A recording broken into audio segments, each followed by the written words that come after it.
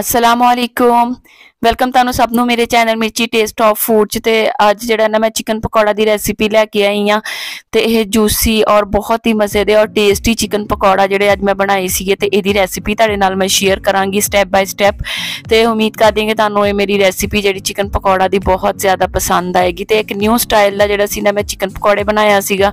ते जिस तरह तुसीं देख सकदे कि विचों भी इतना गलिया होया इतना अच्छा और टेस्टी बनिया सीगा। ते कुछ लोग जिहड़े है ना बोनलैस चिकन पकौड़ा बनाते हैं और कुछ बोनस के नाल चिकन पकौड़ा बनाते हैं। तो जिहड़ा चिकन पकौड़ा बोन वाला हुंदा आ वो बहुत ही मज़ेदार टेस्टी और जूसी बनता है मेरे हिसाब नाल कि बहुत ही ज़्यादा टेस्टी बनता है वो जिहदे नाल बोनस हुंदियां। ते हुण असीं इहनूं बनाना स्टार्ट करते हैं। तो बाकी गल्लां जिहड़ा वीडियो के दरमियान च कर लांगे। बिस्मिल्लाहिर्रहमानिर्रहीम। तो 1 kg जिहड़ा ना मैं चिकन लिया सी जिस देख सकते हैं कि इहदे पीसिस थोड़े जिहड़े ना मैं बड़े कटवाए आ। ते उहदे विच जिहड़ा ना मैं 1.5 कप पानी दा डालिया आ और पानी डालन तो बाद ये जिहड़े ना असीं बाकी स्पाइसिस ऐड करने हैं। तो सब तो पहलों मैं ये जिंजर गार्लिक का पेस्ट डालूंगी। ये तकरीबन 1 खाने का चम्मच जिहड़ा ना जिंजर गार्लिक का पेस्ट सीगा ते ओह इहदे विच ऐड करना है। जिंजर गार्लिक के पेस्ट नूं ऐड करन तो बाद इहदे विच जिहड़ा ना असीं डालांगे नमक। ते नमक भी ना 1 खाने का चम्मच इहदे विच जिहड़ा ना मैं नमक डालिया सीगा। नमक डालन तो बाद ये मैं अद्ध कुटी मिर्च जी है ना वो ऐड करनी आ। ते अद्ध कुटी मिर्च जी वो 1/2 टी स्पून ये मैं डाली सी। अगर तुसी इनू स्किप करना चाहो तो स्किप भी कर सकते हैं कि अगर तुसी नहीं ज़्यादा स्पाइसी खाना चाहते तो तुसी इन्हें स्किप कर दो। लेकिन ये टेस्ट बड़ा ही अच्छा और जिहड़ा ना मज़े दा बनदा है। ते नाल हुण इहदे विच जिहड़ा ना मैं गरम मसाला ऐड कीता है भी 1/2 टी स्पून इहदे विच गरम मसाला ऐड कीता है। ते गरम मसाला ऐड करन तो बाद इहदे विच जिहड़ा ना मैं 1/2 टी स्पून रैड मिर्च पाउडर जिहड़ा ना ओह शामिल कीता है। ते रैड मिर्च पाउडर डालन तो बाद इहदे विच मैं चिकन टिक्का मसाला ते ओह डालूंगी। तकरीबन 2 खाने के चम्मच चिकन टिक्का मसाला जिहड़ा सी ओह मैं इहदे विच ऐड करके ते इहनूं सारे नूं मिक्सअप कर दांगे।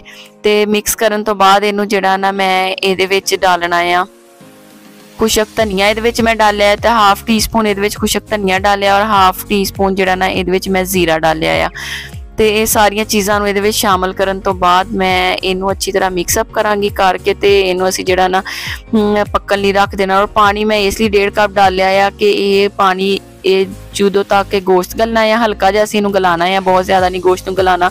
तो पानी साडा सारा जिहड़ा है ना ये खुशक हो जाएगा। तो पानी खुशक करके तो फिर तुसीं जिहड़ा ना गोश्त नूं उतारना है क्योंकि अगर असीं पानी दे विचों वैसे गोश्त निकाल लिया तो उहदा टेस्ट जिहड़ा सारा खराब हो जाता है, ज़ाया हो जाएगा सारा मसालियां दा। तो इस तरीके नाल अगर तुसीं चिकन पकौड़ा बनाओगे तो टेस्ट मसाले जिहड़े असीं जिस तरह तुसीं देख सकदे कि पानी मैं सारा खुशक कर लिया और मसाले सारे जिहड़े है ना ये जायका वगैरह मसालियां दा तो चिकन दे अंदर चला गया होना। और हुण असीं अगे दा प्रोसैस इसदा शुरू करांगे। तो इनू असीं जिहड़ा ना मैरीनेट करके तो फिर इनू असीं जिहड़ा डीप फ्राई करना है। तो मैं हुण इहदे विच 2 खाने के चम्मच मैदा डालिया आ और उस तो बाद इहदे विच जाएगा 1 खाने का चम्मच बेसन और उस तो बाद इहदे विच शामिल करना है 2 खाने के चम्मच कॉर्नफ्लोर डालिया। कॉर्नफ्लोर डालन तो बाद इहदे अंदर जिहड़ा ना मैं इस तरीके कॉर्नफ्लोर डाल के तुसी ते उस तो बाद ये अंदर मैं जी चीज़ शामिल की टेस्ट बड़ा ही अच्छा और मज़ेदार बनता है। तो मैं ये जिहड़ा ना खुशक धनिया तो हत्थां दे उत्ते तुसी अच्छी तरह मसल के उन्होंने तो ये तकरीबन 1/2 टी स्पून खुशक धनिया सी और 1/2 टी स्पून ही जिहड़ा सी